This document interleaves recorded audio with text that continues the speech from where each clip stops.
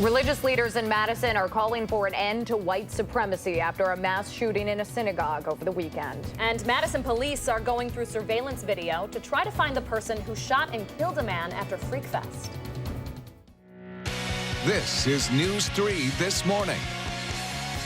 Good morning and welcome to News 3 This Morning. It is 6 o'clock now on this Monday, October 29th. And Danica was joking during the break. If you notice, Josh is inside today. We call it the Josh Spreiter curse. Poor guy. If he's outside, it is raining or it is cold. That's how it is. Or both. Let's just keep him in, or both. Yeah, I mean, you're not wrong. How's he doing in the corner? He's you know nodding. Yes, there he is. All right. Poor guy. Well, how about that? I guess he experiences all the weather. I guess he's my good luck charm Honorary out there. member of the weather team. Yeah, we're going to keep the sunshine around going through today. So that is the good news.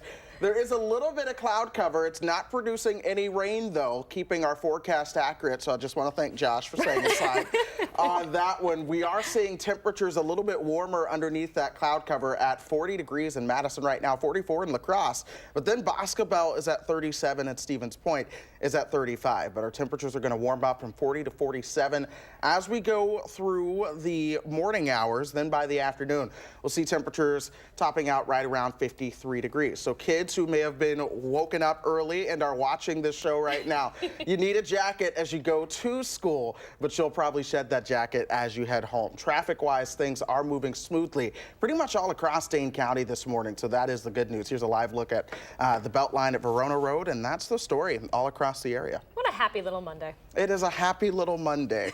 We'll draw some trees. Bob Ross reference early in the morning. My Yes. goodness Thank you. gracious. My pleasure. It is off the rails already. All right, 6:01 right now, and we do want to start this hour in Pittsburgh, where the suspect accused of killing 11 people at a synagogue is expected to be released from the hospital and go to court later today. 46-year-old Robert Bowers is charged with multiple counts of murder on the state level, as well as federal hate crimes. That means he could face the death penalty. The shooting is thought to be the deadliest attack on a Jewish group in U.S. history. The 11 members of the Tree of Life Synagogue that were killed Saturday range in age from 54 to 97 years old. 2 worshipers are still in the hospital. 1 is in critical condition. Now in Madison, people of all faiths are showing their support for the victims of this latest shooting and the Jewish community here. At least 800 people came out to the First Unitarian Society last night, where rabbis, pastors, Muslim leaders, and others spoke and sang hymns. Each of those religious leaders addressed an increase of hate and violence toward minority groups, stressing that people of all beliefs need to come together to bring an end to white supremacy. A 21-year-old man has died from his injuries after what police are calling a targeted shooting in a downtown parking ramp after Freak Fest early Sunday morning. Police Chief Mike Koval says it happened around bar time in the State Street campus parking ramp just off University Avenue. There is still no suspect in custody, but Koval says whoever shot the man, identified as Stephen Villagis, had likely met him before, even if it was briefly that night. Police are now combing through video from that ramp, streets, and anyone who might have been around that night. Officers are asking anyone with information or video from that parking ramp or near Whiskey Jack's on State Street, where they believe the victim might have been, to call Crime Stoppers at that number right there on your screen. UW police say campus is safe this morning after someone tried to rob the university's computer science building. UW PD tweeted yesterday that a man with a knife was reported at that building on Dayton Street, but they cleared the area an hour later and confirmed the suspect had left campus. That incident is still under investigation. 3 17-year-olds are in the Dane County jail this morning after police say they fired a gun and sent 1 round through a home on the east side. This happened around noon yesterday in the parking lot of Trixie's Liquor and Growlers to Go-Go on East Washington Avenue. Officers chased down one of those teens and found 3 stolen guns on him. Police say they have probable cause to arrest a second teen for armed robbery and physical abuse of a child in a previous incident. The third teenager in custody faces charges for obstructing an officer. There were no injuries from that bullet that went through a home on Oak Street. The 20-year-old accused of hitting an elderly couple walking along Midvale Boulevard earlier this year is set to enter a plea in court today. Benjamin Cortez is charged with 7 felonies in connection to that crash, including second-degree reckless homicide and homicide by intoxicated use of a vehicle. 72-year-old Greg Namitz was killed and 68-year-old Patty Namitz was critically injured when Cortez allegedly drove into them back in April. He reportedly had drugs in his system and was driving, that is, at speeds of more than 100 miles per hour along Midvale before that crash. This morning's plea hearing is scheduled to start at 10:45 in Dane County Court. 7th and 8th graders over at DeForest Middle School won't be coming back to class today because of a mold problem in their school. An inspection of the middle school last week found mold growing in some of the classrooms over on the 7th and 8th grade side of the building. The school thinks it was growing on more hidden surfaces, like behind the baseboards and the wallpaper. Class is canceled today as well as tomorrow, but just for 7th and 8th graders. The rest of that school will hold classes as normal this week. 6:05 right now, and African Americans living here in Dane County are more than twice as likely to be uninsured compared to white families. It's that kind of statistic that motivates a Madison nonprofit to reduce health inequity. They'll get a $1 million community impact grant later today to help. Our Josh Spreiter is with us this morning to explain what that could mean for the greater Madison community. Good morning, Josh. Good morning. Nehemiah's Justified Anger will be celebrating that grant next month, but later today the group's president is expected to announce what he calls a big step forward. Reverend Dr. Alex G. Jr. tells me the local project addresses health inequities resulting from racism. Because of that, he says Dane County African Americans are more likely to live with chronic illness and bear higher rates of death. His goal through the new grant is to reduce health disparities and improve the overall health of quality of life of African Americans in Madison and Wisconsin. With the support from the Wisconsin Partnership Program at the UW School of Medicine and Public Health, Nehemiah's Justified Anger will now be able to expand its work. We need more African American people leading the charge of reducing racism, to say what's needed, what's important. In my history in this community, and that's been my entire life, African Americans rarely set that table. In my article, Justified Anger, 5 years ago now, I said, black people don't just need to be at the table. We need to create the table and set the table to say, here are my experiences, and this is what I need in order to thrive in this community. The Community Impact Grant will provide $1 million to the group over the next 5 years. Dr. G will be announcing that next major step in Justified Anger's movement at 10 o'clock this morning. Coming up in our next half hour, how he hopes to mobilize the Madison community in eliminating racial disparity. Certainly an interesting conversation, and we're going to have an update over on channel3000.com after this announcement is made.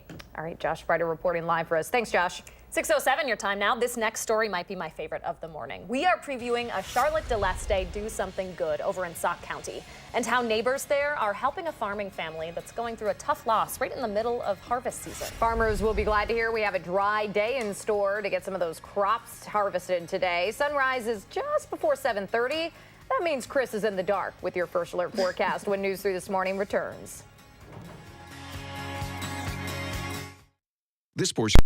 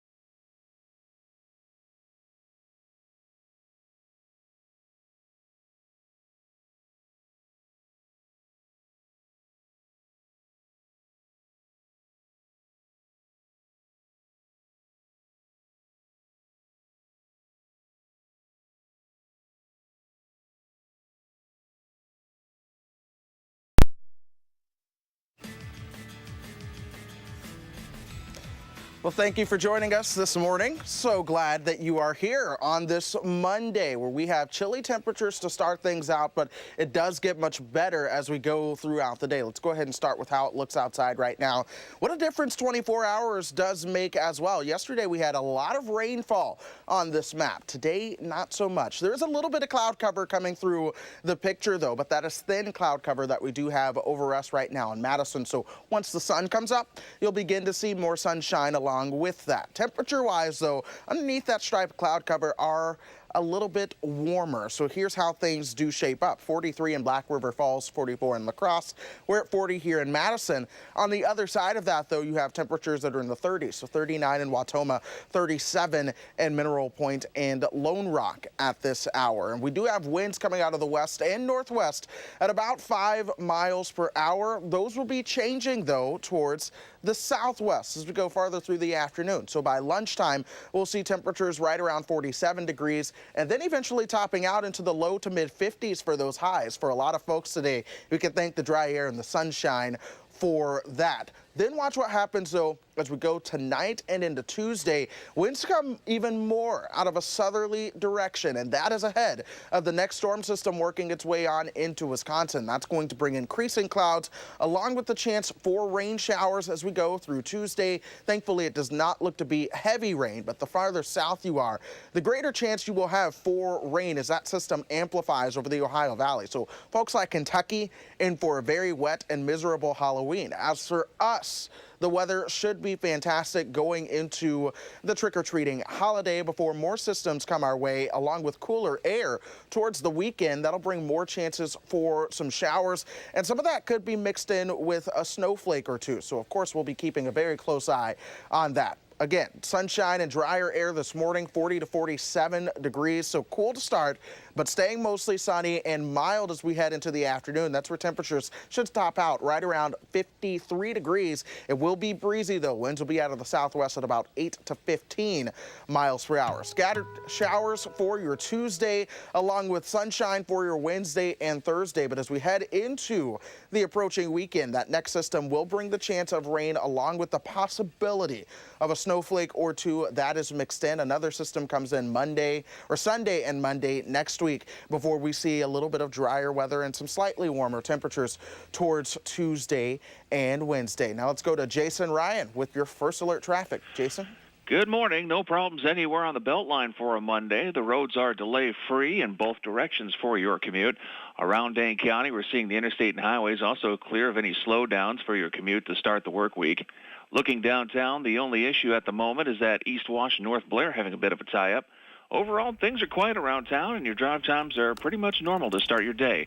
With First Alert Traffic, I'm Jason Ryan. Thank you, Jason, and thank you, Chris. All right, in politics this morning, we are just 8 days now from the midterm election, and tonight, the two men looking to replace Speaker Paul Ryan in Congress will meet for the final time before voters head to the polls. Republican candidate Brian Stile and Democrat Randy Bryce will meet face-to-face for a one-hour debate in Janesville. That'll take place at the Rock County campus of UW-Whitewater. Polls of voters in that first district have indicated a very tight race, with neither candidate having a clear edge over the other.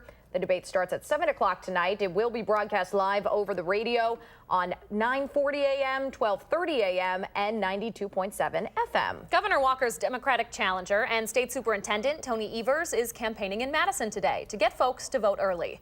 Evers will be on the UW campus later this morning. He'll be joining the College Democrats of Wisconsin to talk about absentee voting ahead of November 6th. That event is taking place at 9:30 at the campaign office on North Lake Street. Meanwhile, Republican U.S. Senate candidate Leah Vukmir will be joined by Eric Trump for some stops of her statewide tour this week. On Tuesday, Vukmir will be in Wausau and Wisconsin Rapids with the president's son for one last push before Election Day. She is up against Democratic incumbent Tammy Baldwin for her Senate seat. Baldwin will be in Milwaukee today as part of her own statewide tour. There's a conversation happening today on how to prepare students for a multicultural and multilingual workforce. The Wisconsin Language Roadmap Initiative is hosting a panel discussion to talk about expanding language learning for undergrads to make sure they're prepared to speak in different languages to coworkers and customers in the future. The panel includes the executive director of UW's flagship Korean program, the state's world language consultant, and Wisconsin's Vice President of International Business Development. Anyone can check it out for free today. It starts over at the Education Building on Bascom Hill at noon.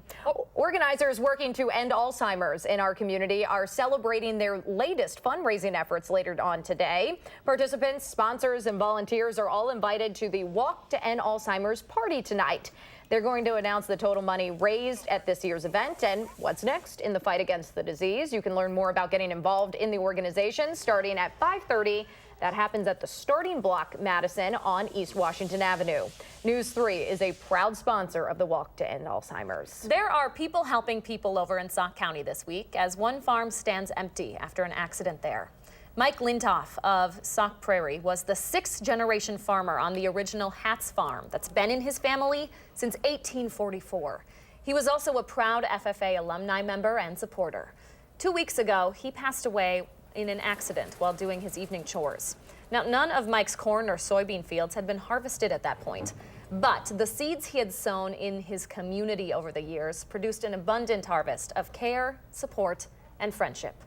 So the neighbors all come in and says, I'll volunteer a day or half a day, whatever it takes to get the beans that are ready to go and the corn that's ready to go. We'll have 6 combines running. Coming up tonight on News 3 at 10, photojournalist Kathy King and Charlotte DeLeste share a very special Do Something Good story. See how the Sauk Prairie community has come together to show respect to a farmer and his family and help with Mike's final harvest. That's tonight at 10. We certainly love hearing these people helping people stories, especially for farmers. A new report shows just how much the president's trade war is affecting Wisconsinites and their bottom line. We will share the results of that study and what some producers have to say about it after the break. And if you need a little pick-me-up for your Monday, Chris Reese has it for you. Once we get through this late sunrise today, he's talking sunshine to start out the work week when News 3 This Morning returns.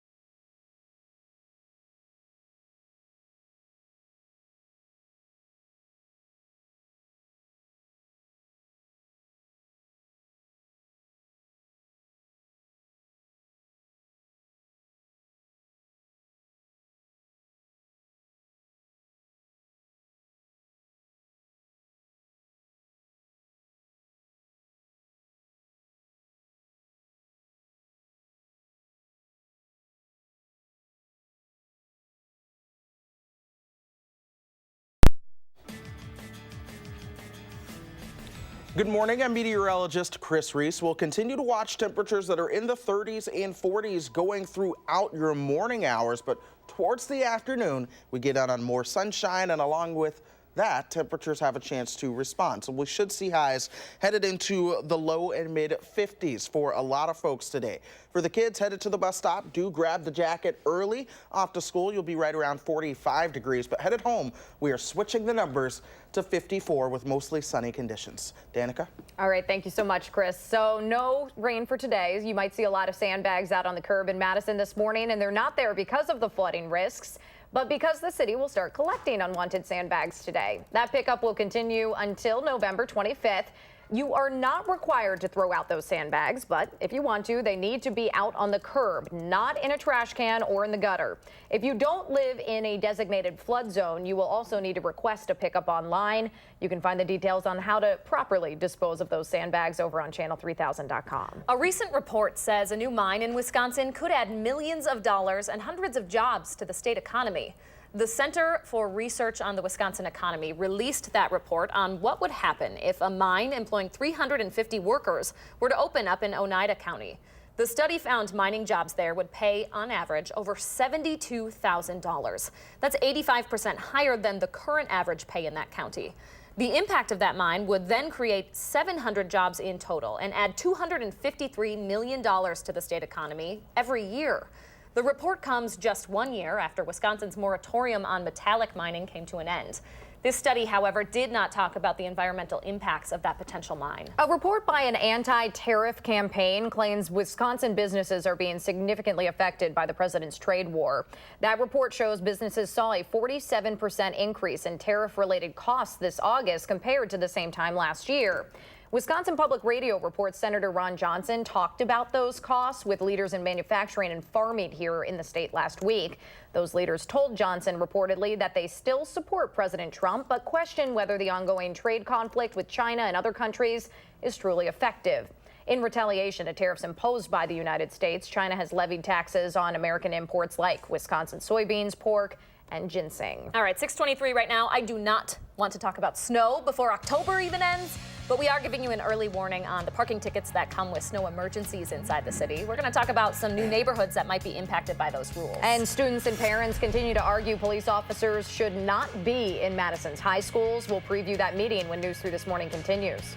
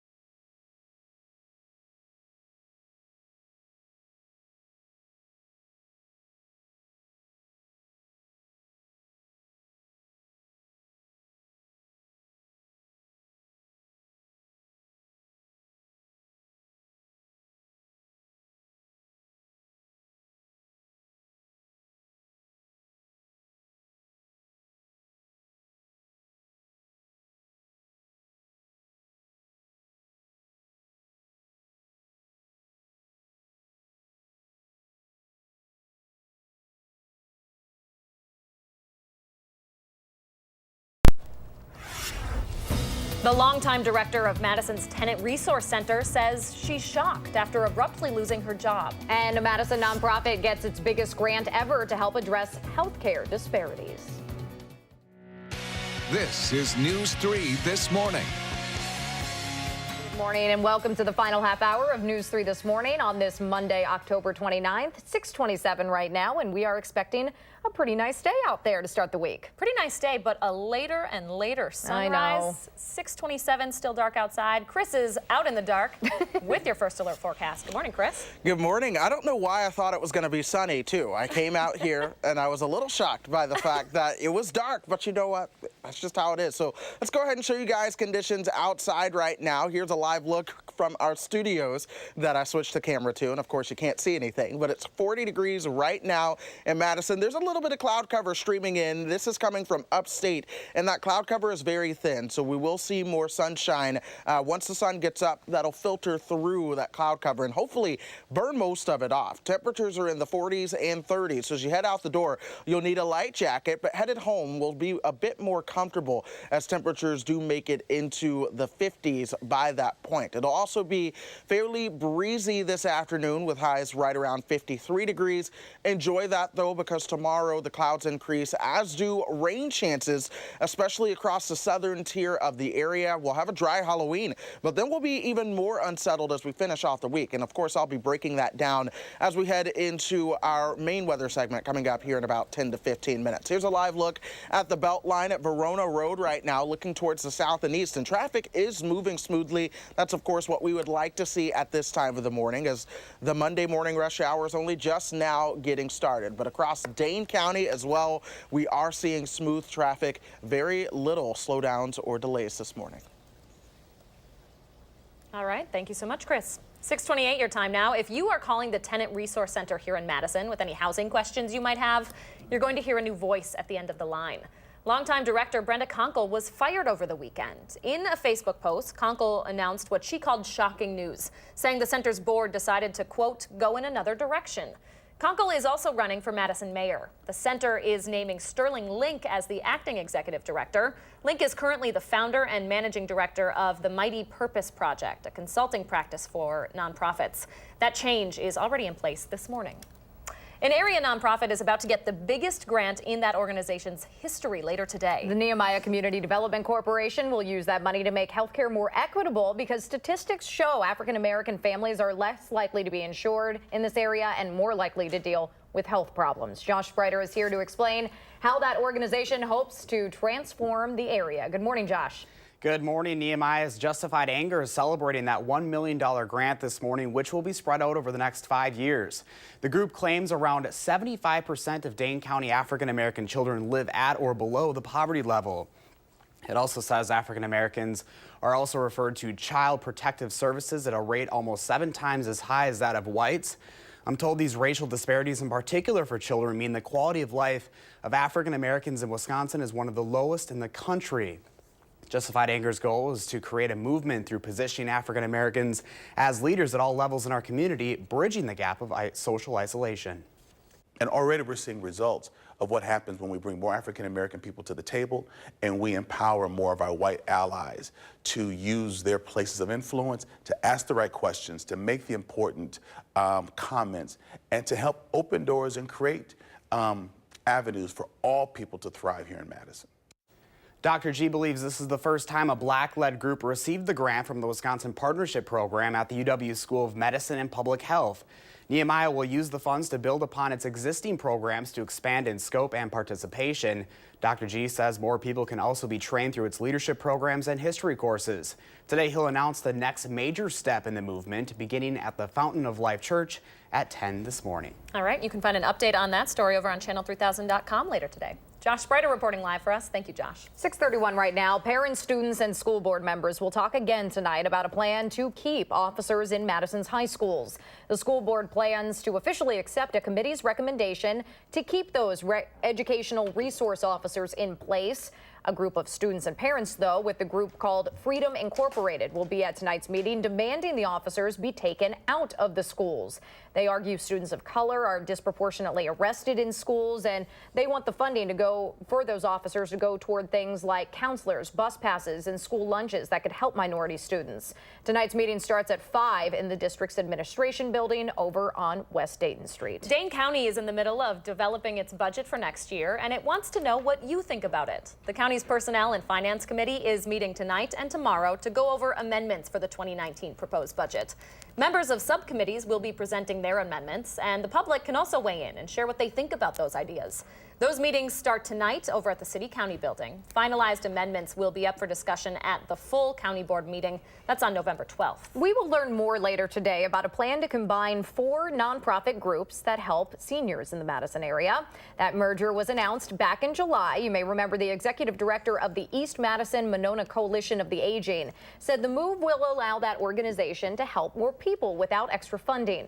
The 4 different senior facilities serve different parts of the city. Those locations will stay the same so seniors can access resources and care close to home. There will be more details released at a press conference today on the significance of this merger. They will also share the new organization's name and logo. We'll be sure to update that this afternoon on channel3000.com. Some big developments on the east side of Madison could be one step closer to becoming a reality today. The city's Transportation Policy and Planning Board will consider adding the Milwaukee Street Plan to the city's bigger comprehensive plan at their meeting this afternoon. That plan is basically an outline for future land and transportation development. Among some of the suggestions are possible upgrades to the Metro's East Transfer Point. That would include adding stores and apartments to that location. That same committee is also talking about expanding the city's snow emergency zone to include areas outside of the isthmus. That's the area where alternate side parking rules go into effect when the city declares a snow emergency. That proposed expansion would add the Greenbush and Vilas neighborhoods from Regent Street all the way down to the zoo to that zone.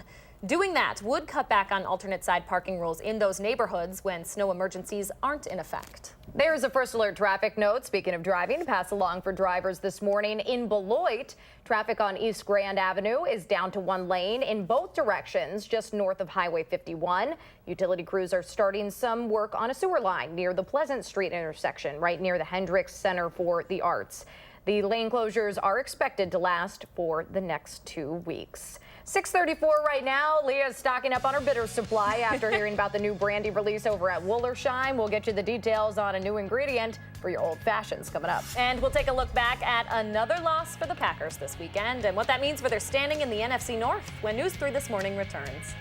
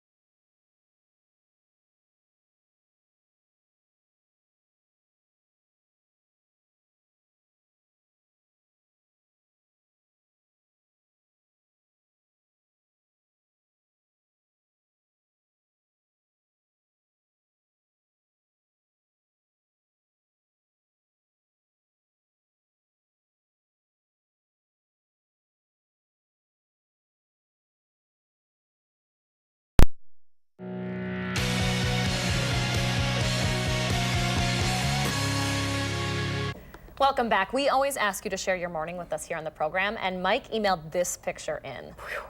Yeah, Danica sums it up. Blue Fortune Farm, that's where this photo was taken. I can't believe that's hardly even real. Yeah, that is absolutely spectacular, and a reason to wake up when we do, for sure. Yes.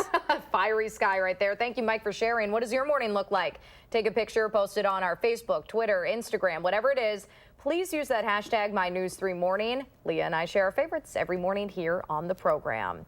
All right, you can bet reporters will try to get some sort of comment from Ty Montgomery in the Packers locker room this afternoon. He did not come out for post-game interviews after the Packers loss in LA yesterday. The Packers did hold their own against the undefeated Rams. They led 10-8 at the half. The Rams were back ahead before Aaron Rodgers threw a go-ahead touchdown pass to rookie Marquez Valdez-Scantling. You just saw there. LA then up by a field goal with about 2 minutes to go. Montgomery returns the kickoff. Here it comes. And then, unfortunately, spoiler alert, fumbles, allowing the Rams to run out the clock. After the game, his teammates say Montgomery was supposed to take a knee and give the franchise a chance to make a last-minute drive. Packers are now 3-1 and third in the NFC North behind the Bears and the Vikings. Aaron Rodgers not pleased with the end of that one. They will go to New England to take on Tom Brady and the Patriots Sunday night. And some more bad news for Wisconsin sports fans. For the first time since 2016, the Badgers are out of the AP Top 25 poll after a loss to Northwestern over the weekend. That final score, 31-17. Quarterback Alex Hornibrook was sidelined with a concussion, giving sophomore Jack Cohn his first career start. He threw for 158 yards and a touchdown, but that was not enough. Running back Jonathan Taylor was held to under 100 yards on the ground for the first time this season. We are now down to 5-3 overall and 3-2 in the Big Ten. The Badgers are back home on Saturday against Rutgers. 6:39 your time now. An Indiana sports fanatic is now part of a pretty exclusive club after checking out the Bucks Magic game this weekend. Yeah, we're talking about Scott Boltman. He crossed off the Fiserv Forum off his Club 123 list this weekend. I don't know if it's 123 or 123, but basically it means he's been to every major league, NFL, NHL, and NBA stadium in the country. And he also looks awesome in his Space Jam gear. Just my opinion. One of Boltman's favorite stops, by the way, was Lambeau Field because of the architecture and tradition there. He plans to continue visiting brand new venues like the Fiserv Forum as soon as they open. That's got to be hundreds. Oh yeah, no, that's really cool though. I mean, to really just have a feel for, new architecture, old architecture, be able to visit all those cities. I think that's an expensive hobby, but pretty cool. An expensive hobby. Super cool that Lambeau is one of his favorites, though. Yeah, absolutely. Feeling Well, pretty it's good about that. a lot of people's favorites, right? That's true. All right, 6:40 our time now. We are basically doing the entire show in the dark at this point. Sunrise is up later and later, right around 7:30 this morning. But Chris says we are going to see it before rain returns Tuesday rather. He'll update us one more time before your forecast after the break. And first, if you have a little kiddo turning 3 soon, let us know so we can show their picture on TV. And thank you so much for starting your day with us here on News 3 This Morning.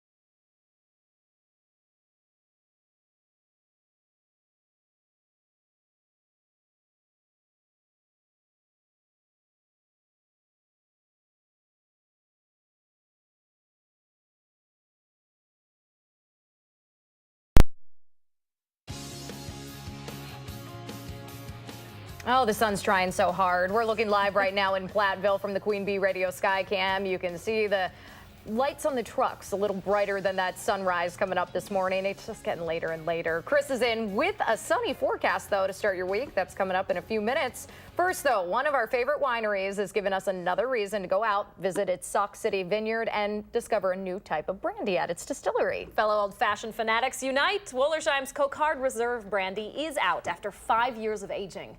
It's the state's only brandy made with state-grown grapes and aged in Wisconsin oak barrels. Wollersheim is having a free tasting event for that limited edition brandy. That's happening this Thursday. They're also releasing the first wine of the 2018 vintage, Ruby Nouveau. That's described as fresh and fruity with notes of blackberries and violets. So we want to remind you that we have a list of trick-or-treating times and locations and communities across our viewing area over at channel3000.com. Chris says the kiddos should be able to show off the costumes without a super bulky coat on top. Looks like it's going to be dry and on the mild side. Is that right, Chris? That's what I hope anyway. Otherwise, I'm pretty much in trouble if it's not. But as we focus on the forecast highlights, that is how Halloween does look, dry and mild. But before we get to Halloween, we do have a rain chance to go through on Tuesday. Plenty of sunshine and milder temps out there today as well, though. Hard to believe, though, as temperatures start on the chilly side at 40 degrees right now. The cloud cover starting to thin out, so the airport no longer reporting overcast skies, but now mainly clear skies. And that's just associated with this thin level of cloud cover that did come through. But as you guys saw from the Platteville camera, we are starting to see more sunshine filter on through that. But where that cloud cover is, temperatures have been slightly warmer this morning. That's why we were at 40 here in Madison, but our friends in Janesville are at 37, same for Monroe, even though they are further down to the south. North of that cloud cover, you also have more temperatures that are into the 30s. Here's how temperatures respond as we go through the day. Once the sun does come up, we'll begin to warm up pretty nicely. 47 by lunchtime, 53 for highs today down south, right around Janesville. Will likely be a couple degrees warmer. Same for our folks over in Platteville. Cloud cover will begin to increase as we head into the afternoon as well. That's ahead of the next system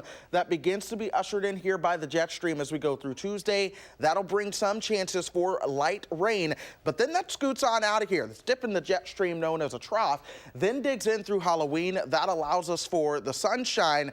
By the weekend, though, another system develops. That'll bring the possibility of rain and a snowflake or two mixed in, just because the air will be marginally cold as the system comes on through. But then that gets on out of here. And watch how the pattern ultimately evolves in terms of upper air temperatures going through early November. Here we are today and into tomorrow. You'll see that warming trend.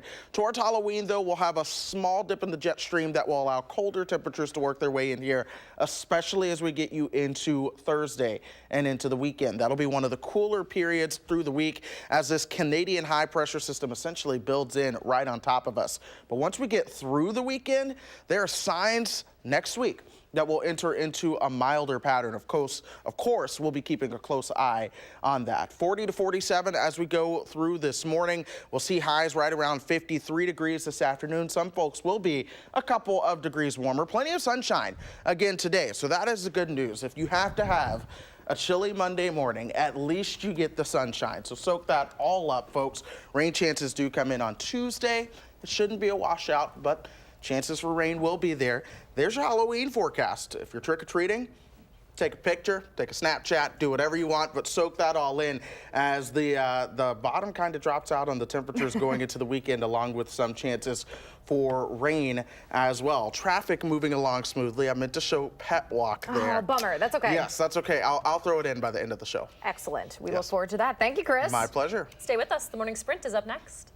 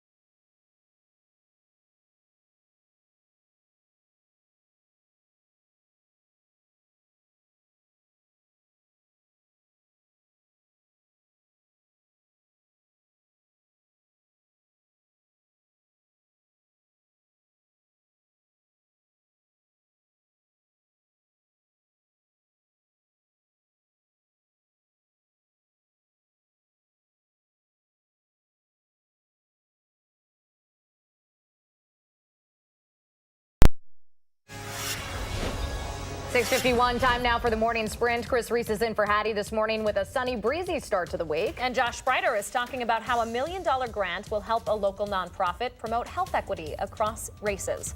But we start in Pittsburgh, where the man accused of killing 11 people at a synagogue is expected to be out of the hospital and in court later today. 46-year-old Robert Bowers is charged with multiple counts of murder at the state level, as well as federal hate crimes. That means he could face the death penalty. That shooting is thought to be the deadliest attack on a Jewish group in U.S. history. 2 victims are still in the hospital this morning. 1 is in critical condition. Religious leaders in Madison are calling for an end to white supremacy after that shooting in Pennsylvania. At least 800 people came out for a vigil last night at First Unitarian Society, showing their support for the Jewish community. Rabbis, pastors, and Muslim leaders, among others, addressed an increase of hate and violence toward minority groups, stressing that people of all beliefs need to come together. A 21-year-old man has died from his injuries after what police are calling a targeted shooting in a downtown parking ramp after Freak Fest this weekend.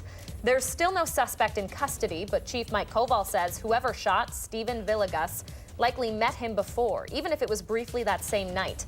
Police are now combing through video from that ramp, nearby streets, and anyone who might have been around that night. UW police say campus is safe this morning after someone tried to rob the university's computer science building.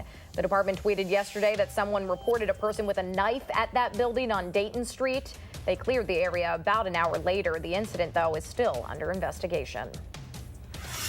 We are now starting to see the sun shine through some of the cloud cover out there. Here's a live look from the Edgewater Skycam. As we go through the day, expect more of that sunshine. Temperatures in the upper 40s by lunch, topping out around 53 degrees for highs this afternoon. Thank you, Chris. Officials have found human remains, but not the remnants of a plane that crashed off the coast of Indonesia early this morning.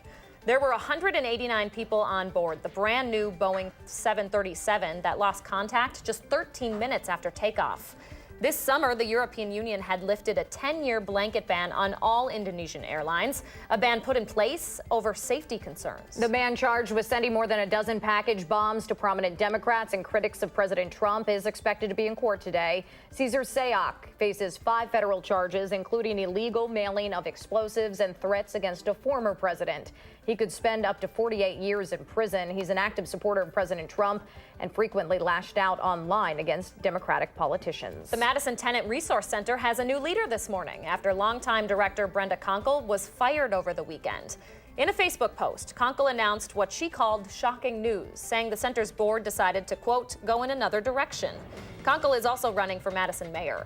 The center is naming Sterling Link, founder of the Mighty Purpose Project, as the acting executive director. The 2 men looking to replace Speaker Paul Ryan in Congress will meet for the last time before voters head to the polls next week. Republican candidate Brian Stile and Democrat Randy Bryce will go face-to-face for a 1-hour debate in Janesville. That takes place at the Rock County campus of UW-Whitewater. Polls in the 1st District have indicated a pretty tight race there. Governor Walker's Democratic challenger and State Superintendent Tony Evers is campaigning in Madison today to get folks to vote early.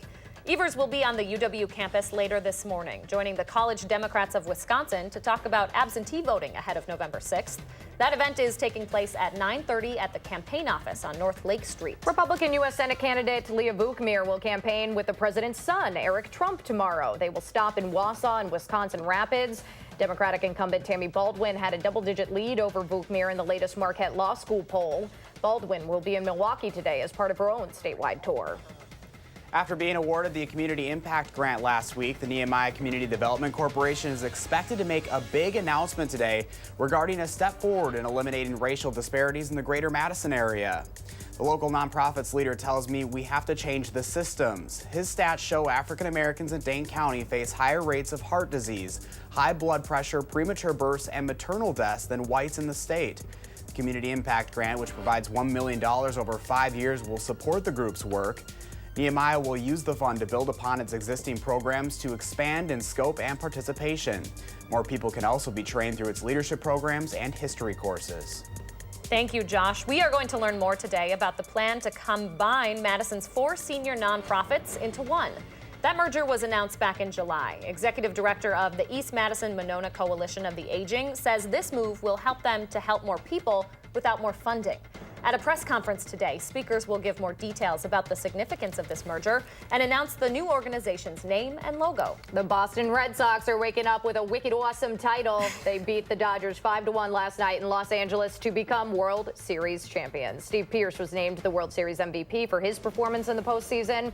Back in Boston, fans celebrated the team's 4th championship this century. Boston's mayor plans to announce the day and time for a victory parade later on today. All right, 6:56 time now. Let's turn it over to Jason Ryan with a look at your first alert traffic. Good morning, Jason. Good morning. The Beltline is still clear with no delays in either direction. The roads are clear for the Monday morning commute heading in or out of town. Although there's some on the on-ramp to the Beltline backing up, like at Stoughton Road and at Verona Road.